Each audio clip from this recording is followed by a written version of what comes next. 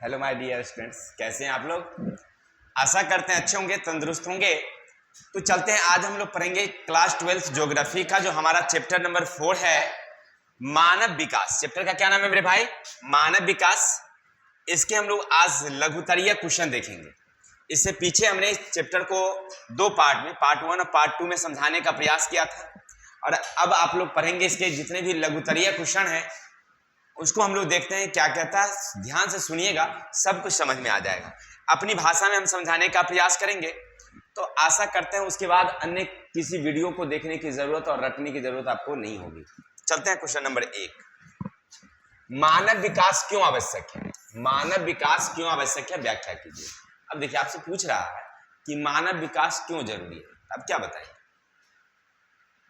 सीधी बात है कि हम लोग अपने दैनिक जीवन की जितनी भी जरूरतें की चीजें हैं, चाहे वो भोजन हो, शिक्षा हो, कपड़ा हो, मकान हो, ये हमें आसानी से उपलब्ध हो जाए, हमें सब कुछ मिलता रहे, इसीलिए हमारी विकास जरूरी है।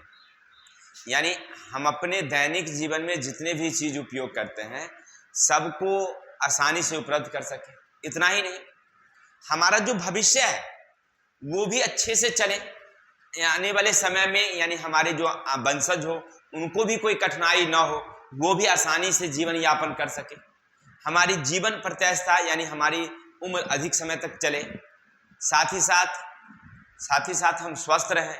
इन सब बातों को ध्यान में रख करके हमारी विकास जरूरी है। विकास क्यों करना चाहते हैं हम लोग? इसलिए ताकि हम स्वस्थ रहें, हमारी जीवन अच्छा से चले और हम लंबे समय तक जिए। और इसके लिए शिक्षा जरूरी है, अच्छे भोजन जरूरी है, कपड़े जरूरी हैं, ये सारी चीज जरूरी है। मानव विकास निम्न कारणों से आवश्यक है। विकास का मुख्य उद्देश्य है मानवीय दशाओं में सुधारना, लोगों के लिए विकल्पों को बढ़ाना।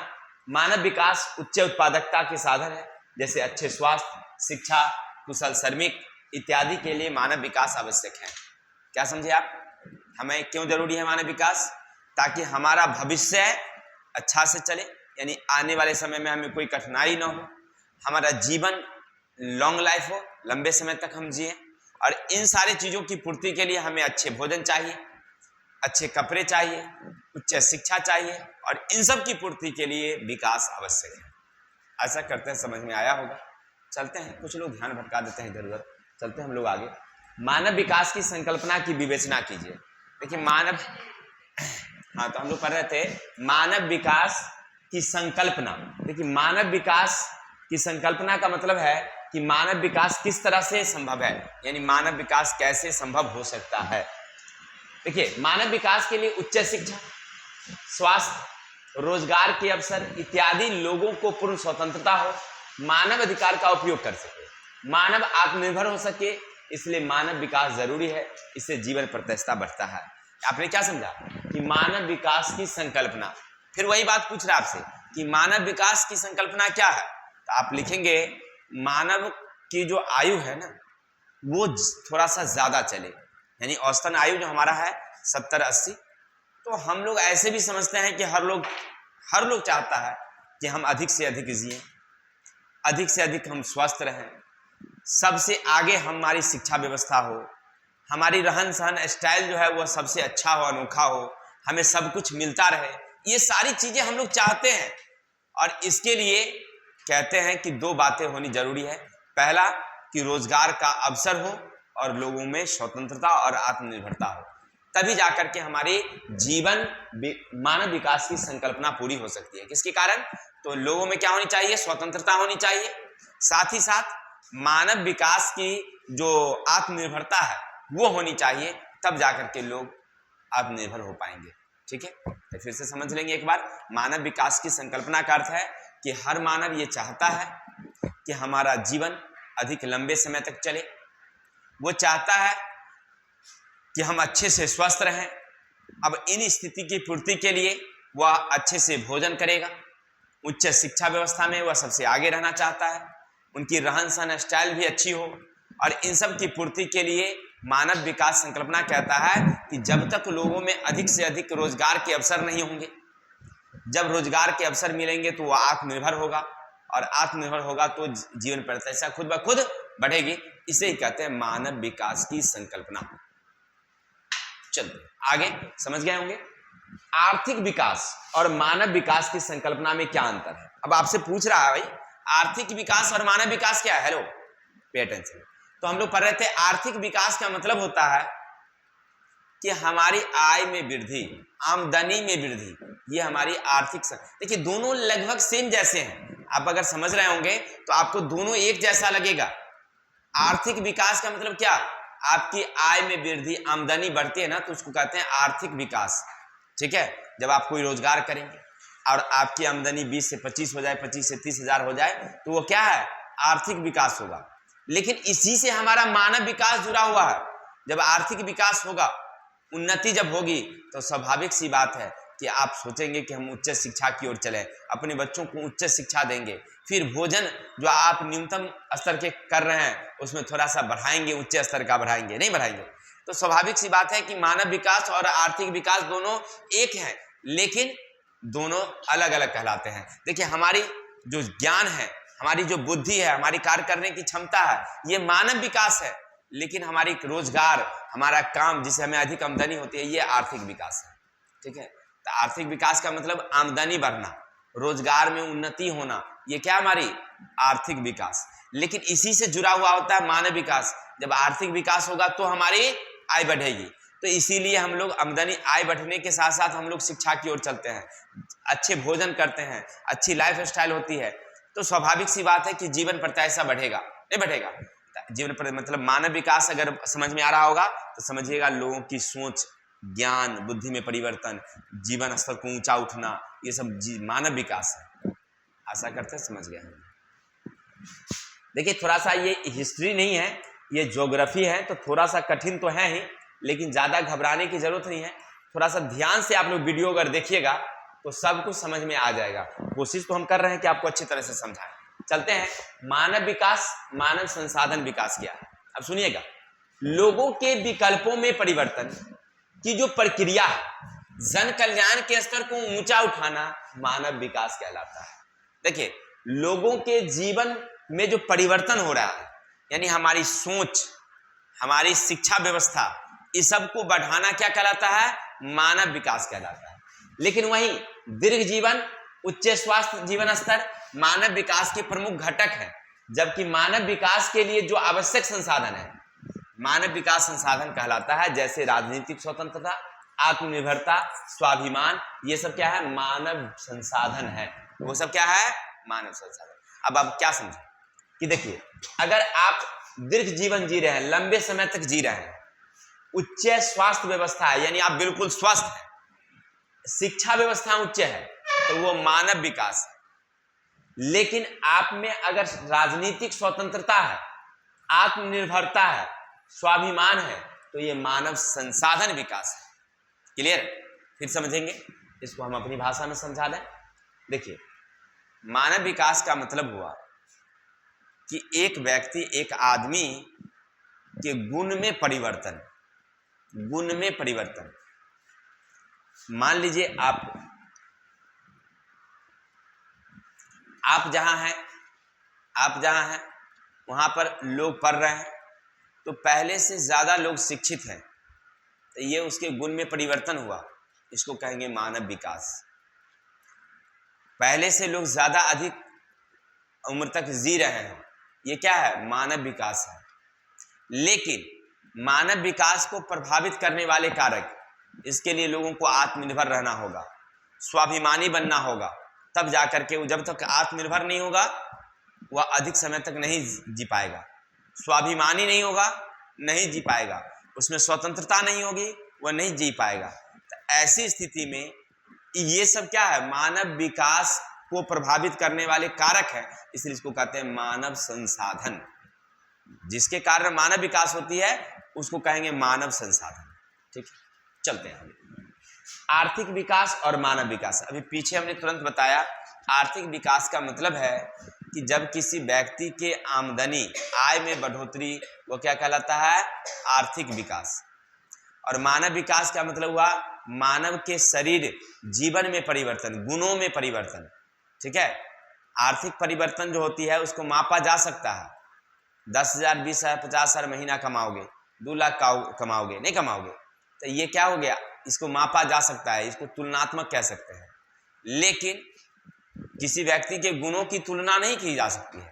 वो कितना तेज है, कितना बुद्धिमान है, ये कैसे पता चलेगा, ये कोई आंकड़ा नहीं है। इसको कहते हैं हम लोग गुणात्मक परिवर्तन। ठीक है, तो आर्थिक का मतलब हुआ जिसको तौल सकते हैं, माप सकते हैं, आमदनी, पैसा बढ़ोतरी, ये आर्थिक परिवर्तन। और जब मानव का विकास होता है, उसके गुणों में परिवर्तन, जीवन में परिवर्तन, तो ये क्या कहलाता है, मानव विकास। चलते हैं, आशा करते हैं समझ गए होंगे। क्वेश्चन नंबर नेक्स्ट, पर्यावरण की गुणवत्ता को प्रभावित करने वाले कौन कौन से कारक हैं। अब देखिए, आपके पर्यावरण को प्रभावित करने वाले कौन कौन से कारक हैं। देखिए, पर्यावरण को प्रभावित करने वाले कारक निम्न हैं। नंबर 1, उपयोग किए गए संसाधन की मात्रा और उत्पादन के प्रति इकाई के अनुसार प्रदूषण की उत्पत्ति। देखिए, हमारी पर्यावरण को प्रभावित करने वाले कई कारक होते हैं। सबसे पहले जो आप संसाधन उपयोग करते हैं वो किस प्रकार के संसाधन। अगर मान लीजिए अनवीकरणीय संसाधन, कोयला और पेट्रोल उपयोग कर रहे हैं, तो प्रदूषण बढ़ेगा, पर्यावरण प्रदूषित होगी। लेकिन अगर आप नवीकरणीय संसाधन, सौर ऊर्जा का उपयोग कर रहे हैं, बायोगैस का उपयोग कर रहे हैं, पवन ऊर्जा का उपयोग कर रहे हैं, तो स्वाभाविक सी बात है कि प्रदूषण कम होगी। क्लियर।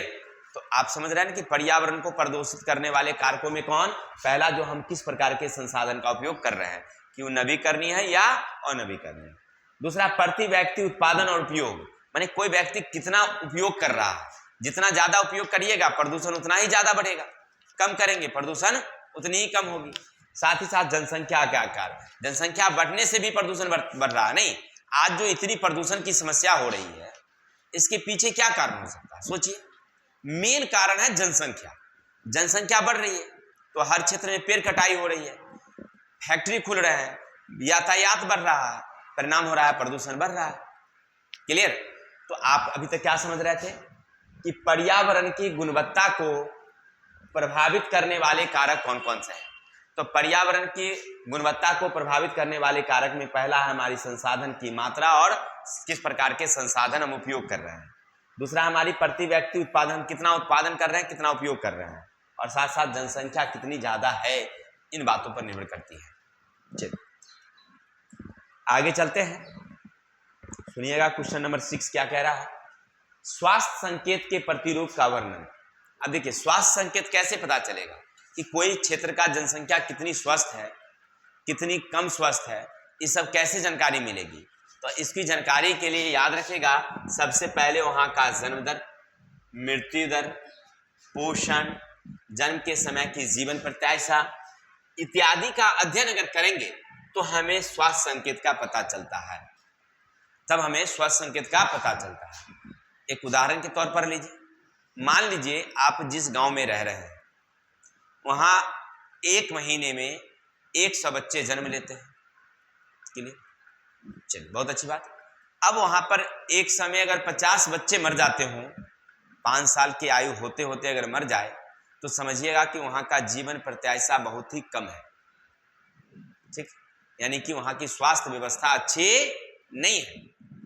अगर मान लीजिए 100 बच्चे जन्म लिए, अगर उसमें से मात्र 2 से 3%, यानी कहने का अर्थ है 2-3 बच्चे ही अगर एक्सपायर करते हैं, तो समझिएगा कि वहां की स्वास्थ्य व्यवस्था क्या है, अच्छी है। दूसरी बात, अगर मान लीजिए कि वहां पर अगर वृद्धों की संख्या ज्यादा है, अधिक उम्र वाले लोग ज्यादा हैं, तो इसका मतलब आप क्या समझ रहे हैं कि इसका मतलब वहां का स्वास्थ्य व्यवस्था क्या है, अच्छी है। अगर वृद्ध की संख्या कम है तो समझिएगा कि वहां की स्वास्थ्य व्यवस्था क्या है, खराब है। क्लियर। तो अब यहां आपसे कह रहा है कि स्वास्थ्य संकेत के प्रति रूप, तो स्वास्थ्य संकेत कैसे पता चलेगा। तो जन्म दर देख लीजिए, फिर मृत्यु दर देख लीजिए। अगर जन्म जितना हो रहा है और उसके आधे आधे में अगर मृत्यु दर हो रही है तो स्वास्थ्य व्यवस्था खराब। अगर जन्म दर ज्यादा हो रहा है, मृत्यु दर बहुत कम हो रही है, यानी वहां पर बच्चे लोग ज्यादा स्वस्थ हैं, महिलाएं ज्यादा स्वस्थ है, पुरुष ज्यादा स्वस्थ हैं, तो चलते हैं, तो उसे कहते हैं हम लोग, क्या कहते हैं हम लोग, जीवन प्रत्याशा का प्रतिरूप अच्छा है, यानी वह स्वस्थ है। ठीक है, चलिए आगे हैं। जैसे भारत का ही देखिए एक उदाहरण दे रहा है यहाँ पर, उदाहरण के बारे में 1951 में हमारी मृत्यु दर 25.1 थी, जो 1999 में 8.7 रह गई है। समझिएगा कि इसका मतलब क्या है कि जब हम 1951 जब आजाद हुए थे तो 100 के बच्चों में 25 बच्चे अगर मर जाते थे, तो 1999 में कितने बच्चे मरते हैं? अब 8 बच्चे। इसका मतलब क्या समझ रहे हैं कि हमारी स्वास्थ्य व्यवस्था में काफी सुधार हुआ है। ठीक है, चलिए आगे चलते हैं। क्वेश्चन नंबर 7, मानव विकास प्रक्रिया में शिक्षा का क्या स्थान है? व्याख्या करें। अब आपसे पूछ रहा है कि एक मानव विकास में शिक्षा का क्या स्थान है, तो अब शिक्षा के बारे में अगर पूछा जाए तो इनमें कौनों कहे के बात है? बताइए, शिक्षा कितना बड़ा अस्त्र है ये तो सब लोग जानता है। एक गरीब आदमी, एक बेसहारा आदमी जिसके माता पिता भी अगर ना हो, और शिक्षा के बदौलत तो दुनिया को अपनी मुट्ठी में कर सकता है। शिक्षा का महत्व पूछ रहा है। क्या आपने पढ़ा होगा क्लास 10 संस्कृत में एक चैप्टर था, भिखनटोला गांव का राम प्रवेश। क्या था? दलित परिवार का लड़का, घर का छप्पर इस लायक नहीं था कि वह बारिश को सह सके, केवल धूप सहता था, और वह पढ़ते पढ़ते केंद्रीय लोक सेवा आयोग में वह क्या प्राप्त कर लिया था? ऊंचा स्थान प्राप्त कर लिया था। पूरे भारत में राम प्रवेश नाम हो गया। आपने क्या समझा कि शिक्षा एक ऐसा अस्त्र है, एक ऐसा शस्त्र है कि समझिए जिसके सहायता से पूरी दुनिया को अपने कब्जे में लिया जा सकता है। गरीबता तो आसानी से दूर हो सकती है। क्या? अर्थात शिक्षा सबसे बड़ा हमारे जीवन में महत्व रखती है। अगर एक व्यक्ति शिक्षित हो जाता है तो वह समाज के अन्य व्यक्तियों को भी शिक्षित कर सकता है। ठीक है, जैसे एक गरीब आदमी ज़्यादा से ज़्यादा अगर अपने शरीर से कमावे तो 300, 500, अभी के समय में इससे ज़्यादा नहीं कमा सकता है। ज़्यादा काम करेगा, खूब मेहनत करेगा तो 1000 रुपया, उससे ज़्यादा नहीं वह कमा सकता है। लेकिन शिक्षा के बदौलत एक गरीब आदमी का बेटा भी 10,000, 20,000 का रोज कमा सकता है। ये किससे हो सकती है? शिक्षा से हो सकती है। ठीक है, तो इसका मतलब आप क्या समझ रहे हैं कि शिक्षा हमारे जीवन में बहुत महत्व रखती है, क्योंकि शिक्षा से अधिक आर्थिक उपार्जन तो होता ही है, साथ साथ ज्ञान का भी उपार्जन होता है। इससे हम लोगों में एक सहन शक्ति आती है, विनय आती है, ज्ञान बुद्धि आता है। ठीक है, तो शिक्षा का हमारे जीवन में बड़ा महत्व है। एक बड़े आदमी का, एक गुरुजनों का सम्मान कौन कर सकता है? एक शिक्षित व्यक्ति ही कर सकता है। वो समझता है उस बात को तो कर सकता है। तो इसीलिए शिक्षा का हमारे जीवन में बड़ा महत्व है। चलिए आगे हैं, भारत में आर्थिक विवेचना कीजिए। देखिए भारत की आर्थिक विवेचना आपसे क्या पूछ रहा है? भारत में आर्थिक विवेचना। अब भारत की आर्थिक व्यवस्था में काफी सुधार हुआ है, पहले की अपेक्षा काफी सुधार हुआ है, लेकिन ऐसे हमारी जीडीपी कह रही है कि हम लोग धीरे धीरे कमते जा रहे हैं। जैसे पीछे आपने पढ़ा, चैप्टर में पढ़ा होगा कि हमारी जो मानव विकास सूचकांक हैं उसमें जब हम लोग क्या थे, 131वें नंबर पर थे, नहीं सॉरी 126 नंबर पर थे, तो घटते घटते हम हो गए हैं 131 नंबर पर चले गए। तो हमारी जीडीपी कमा है, सकल उत्पादन घरेलू जो है कमा है, मानव विकास सूचकांक कमा है, लेकिन फिर भी हम देखते हैं अगर अपनी दृष्टि से देखा जाए तो मानव विकास सूचकांक में हम लोग वृद्धि हुई है, आर्थिक उन्नति हुई है। अब गौर करके देखो ना, आज से तुम 30-40 वर्ष पहले के लोगों को देखो, कपड़े के लिए लड़ाई होते थे, अच्छे से भोजन नहीं मिलते थे, गाड़ियां का तो छोड़ दीजिए, घर अच्छा से नहीं था। लेकिन अब देखिए हर लोगों के पास अच्छी गाड़ियां हैं, अच्छी घर है, अच्छी व्यवस्था है, सब कुछ खान पान अच्छा से हो रहा है। इसका मतलब है कि आर्थिक विशेषता हुई है, बढ़ी है, रोजगार के अवसर भी बढ़े, बहुत सारे रोजगार हुआ है, बहुत सारे लोग रोजगार कर रहे हैं अपने अलग अलग तरीके से। नहीं तो इसका मतलब है कि भारत भी आर्थिक दृष्टि से संपन्न हुआ है। तो चलते देखते हैं थोड़ा सा, भारत पिछले कई वर्षों में आर्थिक उन्नति हुई है। इसकी माप सकल घरेलू उत्पादन तथा प्रति व्यक्ति आय द्वारा निकाला जाता है। जैसे भारत में 1950 से 51 में भारत का सकल घरेलू उत्पाद जो था वह स्थिर था, लेकिन 1993-94 में कितना हुआ? 1404 अरब रुपए था। वहीं 1999 और 2000 में बढ़कर के हो गया 11,485, ठीक है ना, अरब। इसका मतलब क्या समझ रहे हैं आप कि ये हमारी जो था वो सकल उत्पादन जो था वो बढ़ा है, प्रति व्यक्ति आय भी उसी तरह से था। देखिए प्रति व्यक्ति आय 1951 में हम लोग 3687 रुपया था वार्षिक, जो 1999 में बढ़कर हो गया है 10,067 रुपया। इसका मतलब आप क्या समझ रहे हैं कि भारत आर्थिक दृष्टि से अब संपन्न हुआ है, सब लोगों को आमदनी बढ़ा है पहले से, नहीं बढ़ा? आप अपने घर में देखिए, हम लोगों को देखिए, सबको देखिए, सब लोग पहले से ज्यादा उन्नत है। ठीक, तो आशा करते हैं आपको इतनी बातें समझ में आया होगा कि भारत की आर्थिक उन्नति किस प्रकार का है। आर्थिक उन्नति में भारत भी बढ़ोतरी, या आपको अगर इस तरह से याद रहे तो याद रहे, नहीं तो मौखिक हम समझाए आप वैसे भी लिख सकते हैं।